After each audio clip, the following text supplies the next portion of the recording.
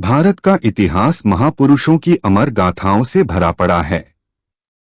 इन गाथाओं में एक ऐसा नाम है जिसने अपनी बुद्धि, संकल्प और अपमान की आग से पूरे उपमहाद्वीप का इतिहास बदल डाला। यह नाम है चाणक्य, जिन्हें कोई विष्णुगुप्त कहता है, कोई कौटिल्य। लेकिन इतिहास उन्हें उस ब्राह्मण के रूप में जानता है जिसने एक साधारण बालक चंद्रगुप्त को सम्राट बनाकर भारत को अखंडता और शक्ति प्रदान की। चाणक्य का जन्म तक्षशिला के पास एक साधारण ब्राह्मण परिवार में हुआ था।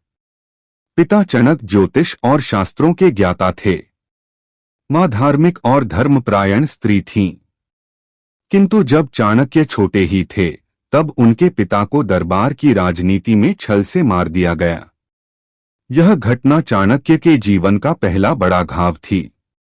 उस समय उनकी मां ने कहा था, बेटा, इस संसार में सबसे बड़ा हथियार धन या बल नहीं, बल्कि ज्ञान है।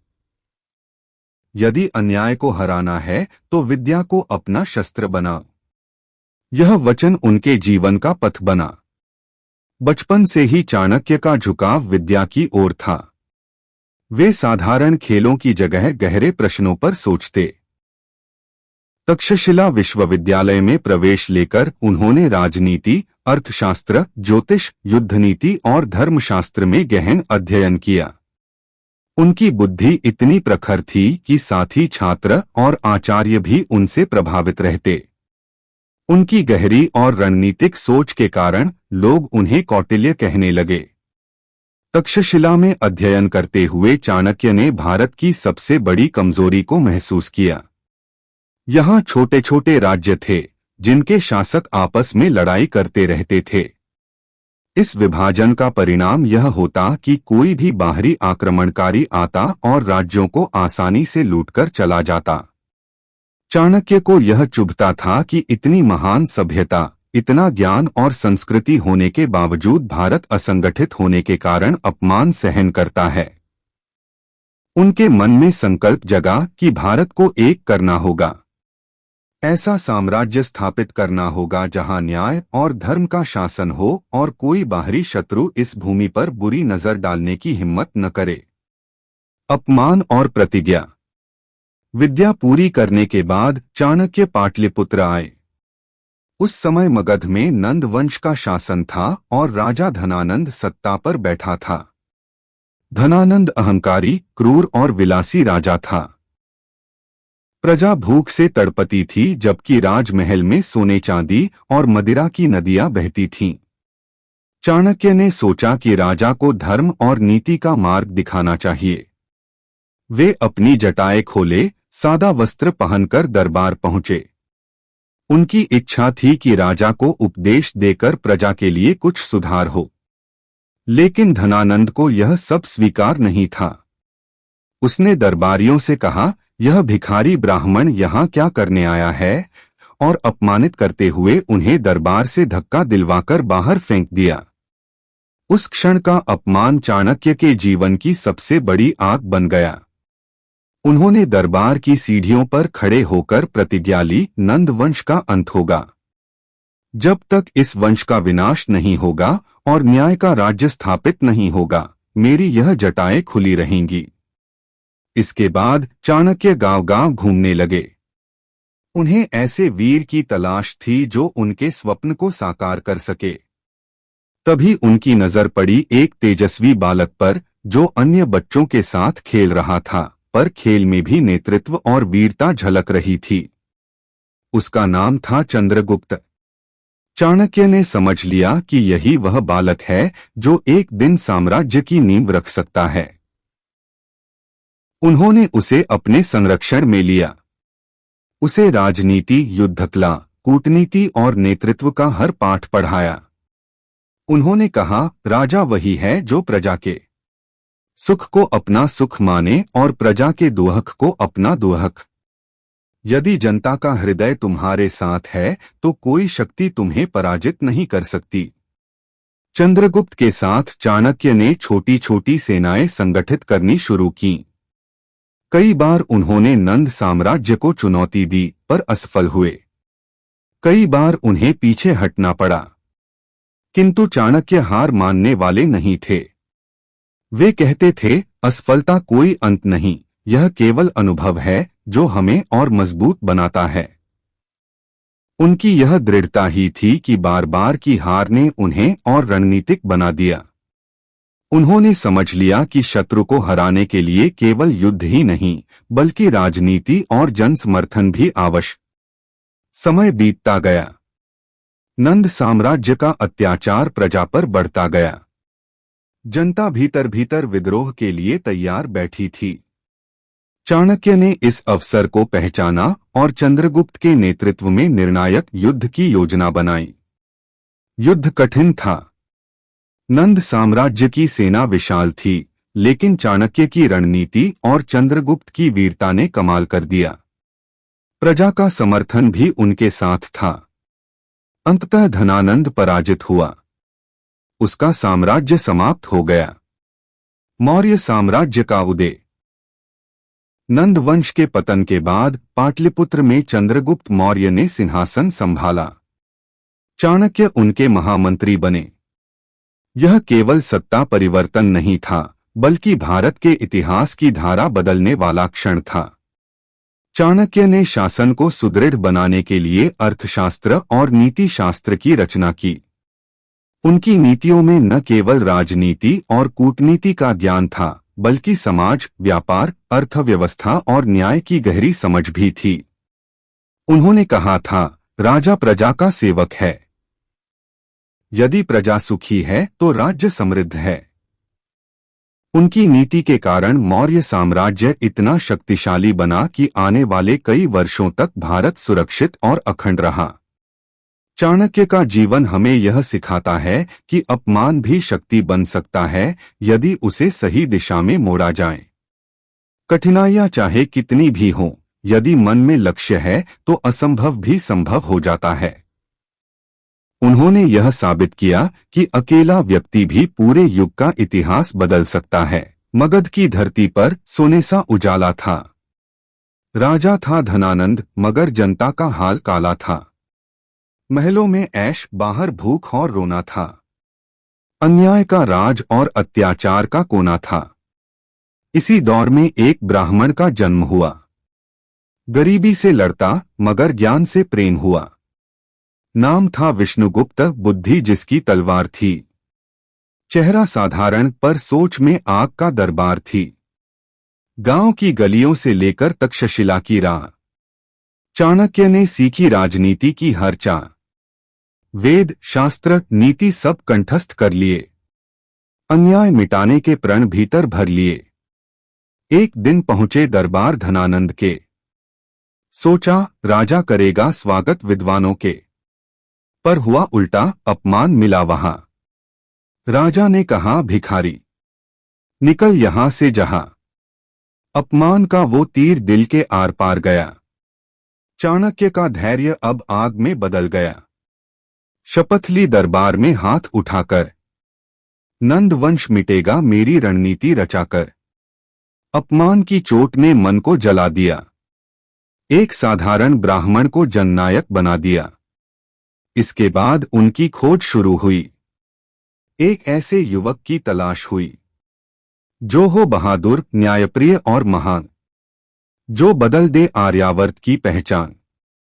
तभी मिली नजरें एक बालक पर, जिसकी आंखों में सपने थे सम्राट के घर। नाम था चंद्रगुप्त, साहसी और तेज। उसके भीतर था एक योद्धा का वेश। चाणक्य ने कहा, तू ही है मेरा चुनाव। तेरे हाथों से ही मिटेगा नंदों का अभाव। फिर शुरू हुई शिक्षा की कठोर गाथा। हर दिन बनता गया चंद्रगुप्त सम्राट का भ्राता। तक्षशिला की गलियों में नई सुबह आई। आचार्य चाणक्य के संग चंद्रगुप्त पढ़ाई। कभी धनुर्विद्या, कभी राजनीति का पाठ, कभी वीरता की सीख, कभी कूटनीति की बात। चाणक्य ने कहा, राजा वही जो प्रजा का रक्षक बने, न कि महलों का कैदी और धन का लोभी बने। राज्य की नींव न्याय पर टिकनी चाहिए और शासक की सोच प्रजा तक दिखनी चाहिए। सत्ता का सुख यदि मन को भाए तो प्रजा का दुख कभी न मिट पाए। चंद्रगुप्त हर दिन और मजबूत होता गया। उसकी आंखों में अब महज सपने नहीं बल्कि योजनाएं बसने लगीं। चाणक्य ने उसे सिखाया, कभी युद्ध तलवार से जीते जाते हैं, तो कभी बुद्धि से, और कभी धैर्य ही सबसे बड़ी विजय होती है। संघर्ष की राह। नंदवंश का अत्याचार बढ़ता ही जा रहा था। लोग करों के बोझ तले दबे थे। गरीब किसान अपनी जमीन छोड़कर भाग रहे थे। सैनिक गांव की बेटियों का अपमान करते। राजा धनानंद सोने के सिंहासन पर बैठकर शराब और नृत्य में डूबा रहता। इसी अन्याय ने चाणक्य और चंद्रगुप्त को और कठोर बना दिया। उन्होंने छोटे छोटे जनपदों के राजाओं से मिलना शुरू किया, लेकिन सबके मन में डर था। धनानंद के विरुद्ध खड़े होने का मतलब मौत है। चाणक्य ने कहा, मौत से डरकर जीना भी मौत ही है। जो न्याय की खातिर खड़ा नहीं होता, वह जीवन भर गुलाम बना रहता है। डर अगर मन में पल जाए, तो शक्ति भी बेबस हो जाए। हिम्मत से जो राह बना ले, इतिहास उसी का गान सुनाए। पहली कोशिश। चंद्रगुप्त और चाणक्य ने एक छोटी सेना बनाई। गांव-गांव से नौजवान जुड़ते गए, लेकिन साधन कम थे। पहले ही युद्ध में उन्हें हार का सामना करना पड़ा। सैनिक बिखर गए, चंद्रगुप्त घायल हुआ। चंद्रगुप्त निराश होकर बोला, आचार्य, शायद मैं इस लड़ाई के काबिल नहीं। चाणक्य मुस्कुराए और बोले, सम्राट, हार ही तो तुझे सम्राट बनाएगी। अगर पहली जीत आसान होती, तो उसका मूल्य भी छोटा होता। सच्चा योद्धा वही है जो गिरकर फिर उठे। भारत की धरती पर जब जब अन्याय और अत्याचार ने अपने पैर पसारे, तब तब यहाँ ऐसे महापुरुष जन्मे जिन्होंने न केवल उस अन्याय का अंत किया बल्कि आने वाली पीढ़ियों के लिए मार्ग भी प्रशस्त किया। उन्हीं महापुरुषों में से एक नाम है चाणक्य, जिन्हें कौटिल्य और विष्णुगुप्त के नाम से भी जाना जाता है। चाणक्य का जीवन केवल राजनीति का पाठ नहीं था, बल्कि त्याग, संघर्ष, दृढ़ निश्चय और अपमान को शक्ति में बदलने की गाथा था। चाणक्य का जन्म तक्षशिला के समीप एक साधारण ब्राह्मण परिवार में हुआ था। उनके पिता चणक विद्वान ब्राह्मण थे और मां धर्मपरायण स्त्री। लेकिन राजनीति की चालबाजियों में उनके पिता की हत्या कर दी गई। इस घटना ने चाणक्य के बचपन को गहराई से झकझोर दिया। एक छोटा बच्चा जिसने पिता को खो दिया, उसकी आंखों में सवाल थे। मां ने आंसू पोंछते हुए कहा था, बेटा, ज्ञान सबसे बड़ा हथियार है। यदि जीवन में अन्याय का सामना करना है तो विद्या को अपनाओ। यही शब्द उनके जीवन का मार्गदर्शन बन गए। बचपन से ही चाणक्य के भीतर गहरी बुद्धिमत्ता थी। वे हर बात की तह तक जाने वाले थे। जब वे तक्षशिला विश्वविद्यालय पहुंचे तो वहां उन्होंने राजनीति, अर्थशास्त्र, ज्योतिष, युद्धकला और धर्मशास्त्र की शिक्षा प्राप्त की। उनकी बुद्धि इतनी प्रखर थी कि गुरु और साथी उन्हें कौटिल्य कहने लगे, क्योंकि उनकी सोच गहरी और जटिल थी, जिसमें हर समस्या का हल छिपा रहता था। तक्षशिला में अध्ययन करते समय उन्होंने भारत की सबसे बड़ी कमजोरी देखी। छोटे छोटे राज्य आपस में युद्ध करते रहते थे। बाहरी आक्रमणकारी आते, लूटते और चले जाते। उन्हें यह बात भीतर तक चुभती कि इतनी समृद्ध और महान संस्कृति विभाजन के कारण असहाय हो जाती है। तभी उनके मन में स्वप्न जगा कि भारत को एक होना चाहिए। एक ऐसा अखंड भारत जहां कोई बाहरी शत्रु आकर प्रजा का शोषण न कर सके। शिक्षा पूर्ण करने के बाद चाणक्य पाटलिपुत्र आए। उस समय वहां नंद वंश का शासन था और राजा धनानंद सत्ता की गद्दी पर बैठा था। नंद वंश का यह राजा अहंकारी, क्रूर और विलासी था। प्रजा दरिद्रता में जी रही थी, जबकि महल में सोने चांदी और मदिरा की नदियां बह रही थीं। चाणक्य ने सोचा कि राजा को धर्म और नीति का उपदेश दिया जाए। वे अपनी जटाएं खोले, साधारण वस्त्र धारण किए दरबार में पहुंचे। लेकिन अहंकारी राजा को यह सब स्वीकार नहीं था। उसने दरबारियों से कहा, यह भिखारी ब्राह्मण यहाँ क्या करने आया है? और देखते ही देखते चाणक्य को दरबार से धक्का देकर बाहर फेंक दिया गया। उस क्षण का अपमान उनके जीवन की सबसे बड़ी आग बन गया। उन्होंने वहीं राजमहल की सीढ़ियों पर प्रतिज्ञा ली कि जब तक नंद वंश का अंत नहीं होगा और इस धरती पर न्याय का शासन स्थापित नहीं होगा, वे चैन से नहीं बैठेंगे। इसके बाद चाणक्य गांव-गांव घूमते रहे। वे ऐसे वीर की तलाश में थे जो उनके स्वप्न को साकार कर सके। तभी उनकी दृष्टि पड़ी एक युवा लड़के पर जो खेल खेल में अन्य बच्चों को युद्धकला और नेतृत्व सिखा रहा था। उसका नाम था चंद्रगुप्त। उसकी आंखों में तेज था, चेहरे पर आत्मविश्वास और हृदय में साहस। चाणक्य ने पहचान लिया कि यही वह युवक है जिसके सहारे वे नंद साम्राज्य की जड़ों को हिला सकते हैं। चाणक्य ने चंद्रगुप्त को शिक्षा दी, उसे राजनीति की बारीकियां समझाईं, युद्धनीति सिखाई और सबसे बढ़कर यह सिखाया कि शत्रु को केवल बल से नहीं बल्कि बुद्धि से भी हराया जा सकता है।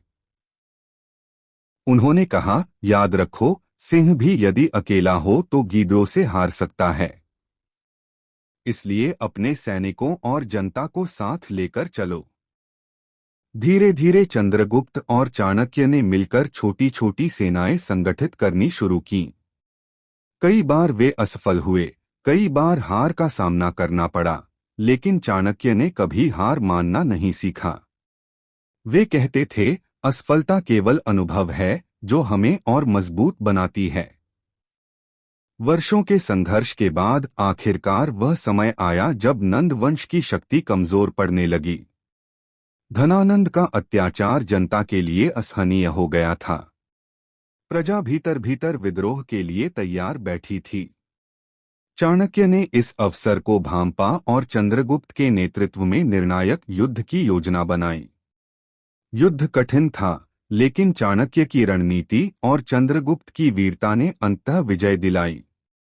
धनानंद पराजित हुआ और उसका साम्राज्य समाप्त हो गया। पाटलिपुत्र में चंद्रगुप्त ने सिंहासन संभाला और चाणक्य उनके महामंत्री बने। इस प्रकार एक साधारण ब्राह्मण जिसने दरबार की सीढ़ियों पर अपमान झेला था, उसने पूरे भारत के इतिहास की धारा बदल दी। चाणक्य ने शासन व्यवस्था को सुदृढ़ बनाने के लिए अर्थशास्त्र और चाणक्य नीति की रचना की। इनमें न केवल राजनीति और कूटनीति का ज्ञान था, बल्कि समाज के हर वर्ग के लिए मार्गदर्शन था। उन्होंने कहा कि राजा वही है जो प्रजा के सुख को अपना सुख माने और प्रजा के दुख को अपना दुख। उनके सिद्धांतों के कारण मौर्य साम्राज्य इतना शक्तिशाली बना कि आने वाले कई वर्षों तक भारत अखंड और सुरक्षित रहा।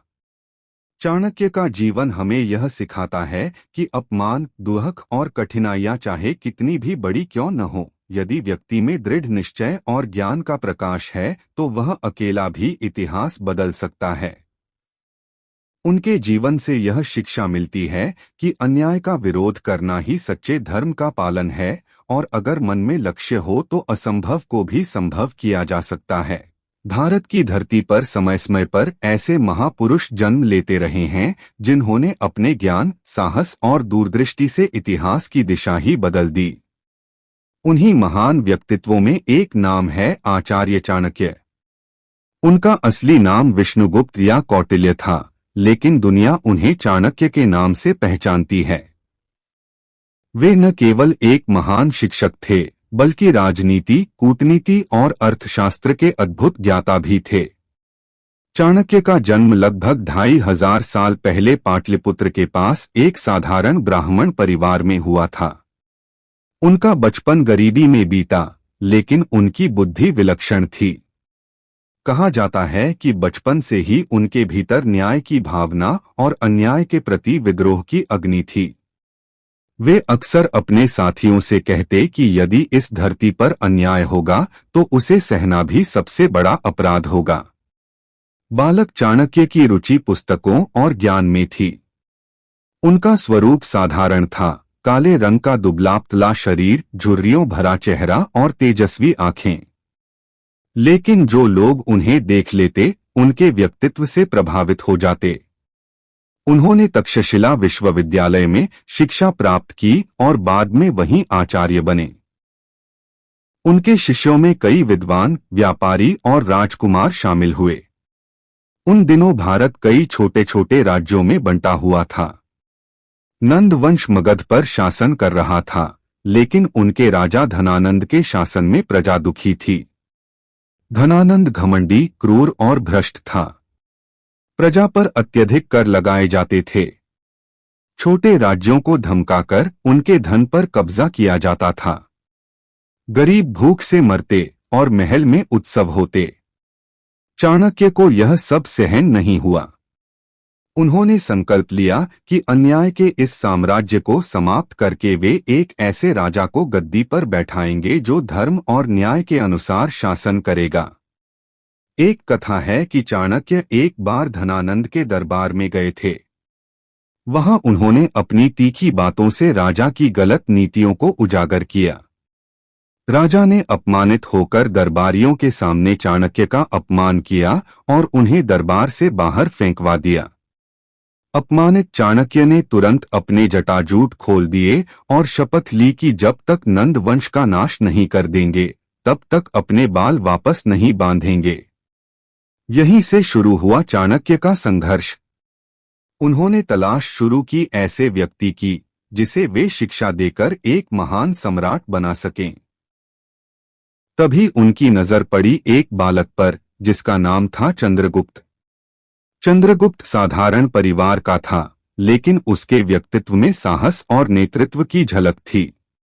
चाणक्य ने उसे अपने संरक्षण में लिया और तक्षशिला में उसे युद्धकला, राजनीति और कूटनीति की शिक्षा दी। धीरे धीरे चंद्रगुप्त चाणक्य के मार्गदर्शन में एक सशक्त नेता बना।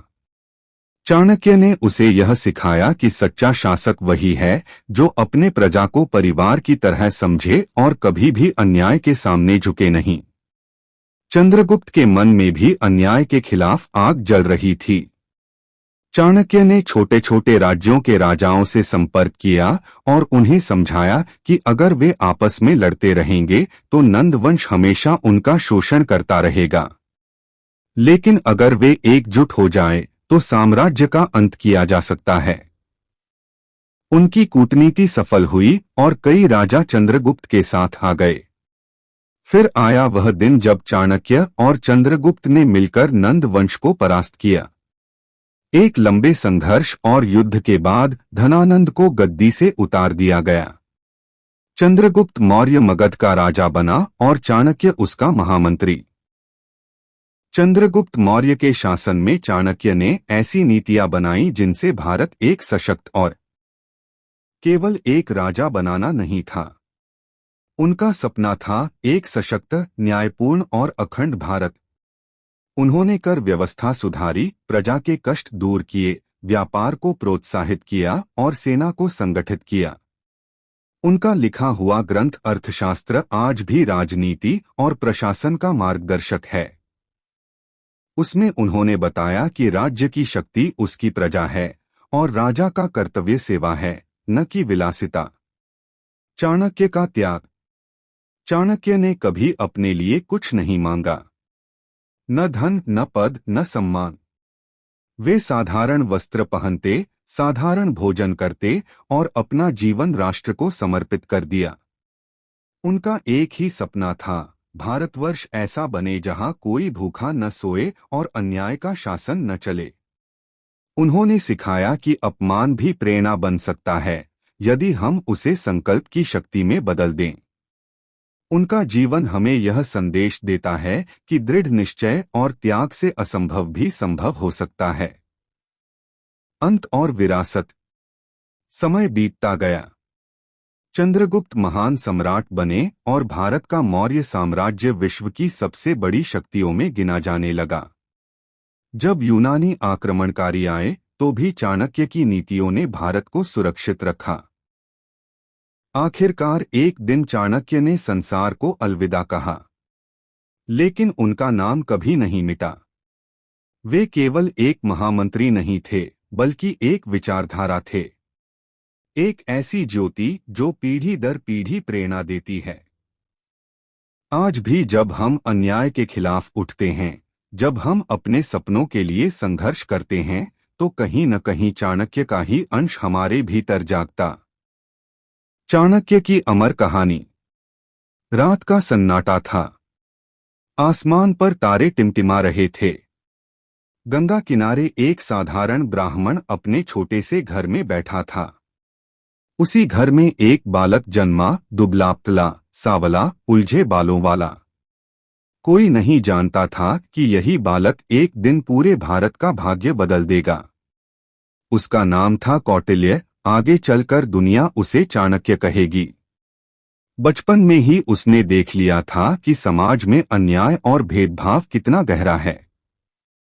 अमीर और शक्तिशाली अपने बल पर गरीबों को दबाते थे। छोटे छोटे राज्य आपस में लड़ते थे और प्रजा पिसती थी। बालक चाणक्य सोचता, क्या यह भारत सदा ऐसे ही बनता रहेगा? समय बीता। चाणक्य ने तक्षशिला में शिक्षा पाई। वह इतना विद्वान बना कि लोग उसे चलती फिरती पुस्तक कहते। परंतु ज्ञान उसके लिए केवल ग्रंथों तक सीमित नहीं था। वह चाहता था कि ज्ञान से समाज बदले, प्रजा सुरक्षित हो। एक दिन वह पाटलिपुत्र पहुंचा, जहां मगध का राजा नंद राज करता था। सोना चांदी से भरे महल, नाच गाने में डूबा दरबार, लेकिन प्रजा भूखी थी। चाणक्य ने सोचा, मैं राजा को समझाऊंगा। परंतु जब उसने दरबार में सत्य बोला तो नंद ने उसका मजाक उड़ाया। घमंड से कहा, तू कौन है जो मुझे सिखाएगा? और दरबार से अपमानित कर बाहर निकाल दिया। उस क्षण चाणक्य की आंखों में आंसू नहीं, आग जल रही थी। उसने धरती पर अपनी जटा रखकर शपथ ली, जब तक मैं इस नंद वंश को समाप्त नहीं कर दूंगा, मैं इन्हें नहीं बांधूंगा। भविष्य ने करवट ली। एक दिन उसकी नजर एक गरीब बालक पर पड़ी, जो खेलते खेलते अपने साथियों को नेतृत्व दे रहा था। वही था चंद्रगुप्त मौर्य। चाणक्य ने उसकी आंखों में वही ज्वाला देखी जिसकी तलाश उन्हें थी। उन्होंने उस बालक का हाथ थामा और कहा, तू केवल एक लड़का नहीं है, तू भारत का भविष्य है। फिर शुरू हुआ संघर्ष। छोटे छोटे गांव, भूखे किसान, थकी हुई जनता, चाणक्य ने सबको जोड़ा। उसने चंद्रगुप्त को युद्धकला सिखाई, राजनीति के पाठ पढ़ाए और सबसे बड़ा सबक दिया, शक्ति केवल तलवार में नहीं, बुद्धि और धैर्य में है। कई बार वे हारे, कई बार टूटे, लेकिन हर बार चाणक्य ने अपने शिष्य से कहा, चंद्रगुप्त, याद रख, सिंहासन उसी का होता है जो हारने पर भी हार नहीं मानता। आखिरकार वह दिन आया। नंद वंश का पतन हुआ। चंद्रगुप्त ने राजसिंहासन संभाला और उसके पीछे खड़ा था एक ऋषि जैसा पुरुष, चाणक्य। भारत की प्रजा ने पहली बार महसूस किया कि अब उनके पास एक ऐसा राजा है जो उनके लिए जीता है, और एक ऐसा मंत्री जिसने अपना जीवन राष्ट्र की सेवा में अर्पित कर दिया। बुजुर्ग चाणक्य जब अपने जीवन के अंतिम दिनों में थे तो शिष्य ने उनसे पूछा, गुरुजी, आप चाहते क्या थे? चाणक्य मुस्कुराए और बोले, मैंने कभी अपने लिए कुछ नहीं चाहा, बेटा। मैंने केवल यह चाहा कि यह भारत एक हो, मजबूत हो। क्योंकि जब तक यह भूमि बंटी रहेगी, इसकी संतानें दुखी रहेंगी। और यही सच्चाई है। चाणक्य केवल एक व्यक्ति नहीं थे, वे विचार थे। वे आंधी थे जो अन्याय को उड़ाकर ले गई। वे दीपक थे जो अंधकार में भी प्रकाश बन गए। आज भी जब इतिहास की किताब खुलती है तो उसमें चाणक्य की वह ज्वाला चमक उठती है। सच्चा नेता वही है जो राष्ट्र के लिए जिए, प्रजा के लिए जिए। बहुत समय पहले की बात है। एक छोटे से गांव में एक बच्चा पैदा हुआ। उसका नाम था आरव। जब उसकी आंखें पहली बार खुलीं, तो उसकी मां ने उसे अपने सीने से लगाकर कहा, तू मेरे लिए भगवान का दिया हुआ सबसे बड़ा उपहार है। उस दिन उस घर में रोशनी ही रोशनी छा गई। एक नवजात की किलकारी ने पूरे आंगन को जैसे जीवन से भर दिया। समय बीता, आरव बड़ा होने लगा। उसकी आंखों में मासूमियत थी और चेहरे पर सच्चाई। वह अक्सर आकाश की ओर देखता और अपनी मां से पूछता, मां, वहां ऊपर तारे क्यों चमकते हैं? मां मुस्कुरा देती और कहती, बेटा, वह तारे नहीं, आत्माओं के दीपक हैं। जब लोग इस धरती से जाते हैं, तो उनकी आत्माएं वहां चमकती हैं। उस समय आरव कुछ समझ नहीं पाता, लेकिन उसके मन में यह सवाल गहराई से बैठ गया। जैसे जैसे उम्र बढ़ी, आरव ने जिंदगी के रंग देखे। कभी खुशियां, कभी गम, कभी हार, कभी जीत। बचपन की मासूमियत से निकलकर वह जवानी की दहलीज पर पहुंचा। उसके सपने बड़े थे। वह चाहता था कि उसका परिवार गर्व करे। उसने पढ़ाई में मेहनत की, नौकरी पाई और धीरे धीरे परिवार को सुख सुविधाएं दीं। माँ बाप बूढ़े हो रहे थे, लेकिन बेटे की सफलता देखकर उनका चेहरा खिल जाता। आरव की जिंदगी में एक और मोड़ तब आया जब उसकी मुलाकात सिया से हुई। सिया सरल और निष्कलंक हृदय वाली लड़की थी। दोनों की आत्माएं जैसे पहले से ही जुड़ी हुई थीं। उनकी शादी हुई और घर में खुशियां लौट आईं। जल्द ही एक बेटा भी हुआ, और जब उसने पहली बार पापा कहा, तो आरव की आंखों से खुशी के आंसू बह निकले। उसे लगा कि अब उसकी जिंदगी पूरी हो गई है। लेकिन जिंदगी हमेशा सीधी राह नहीं चलती। एक रात उसका पिता चल बसे। मौत ने पहली बार उसके घर का दरवाजा खटखटाया। आरव ने अपने पिता को हमेशा मजबूत और हिम्मती देखा था, लेकिन अब उनकी देह एकदम शांत पड़ी थी। उस समय उसे मां की कही बात याद आई, बेटा, आत्माएं कभी मरती नहीं। तेरे पापा अब तारा बनकर ऊपर चमकेंगे। उस रात आरव ने आसमान की ओर देखा और उसे सचमुच लगा कि एक नया तारा जुड़ गया है। समय की गाड़ी आगे बढ़ती रही। आरव मेहनत करता रहा, परिवार को संभालता रहा, लेकिन जिंदगी के साथ साथ उसके दिल में कई सवाल गहराने लगे। आखिर मौत क्या है? आत्मा सचमुच अमर है? परमात्मा से उसका रिश्ता क्या है? यह सवाल उसके दिल में खटकते रहे, लेकिन व्यस्तताओं के बीच दब जाते। एक दिन अचानक आरव बीमार पड़ गया। पहले तो उसने सोचा मामूली थकान होगी, लेकिन धीरे धीरे बीमारी गहराने लगी। डॉक्टरों ने कहा कि यह गंभीर है। खबर सुनकर उसका परिवार टूट गया। सिया की आंखों में आंसू थे। बेटे का चेहरा भय से भर गया था। आरव ने पहली बार मौत को करीब से महसूस किया। रात के सन्नाटे में जब वह अस्पताल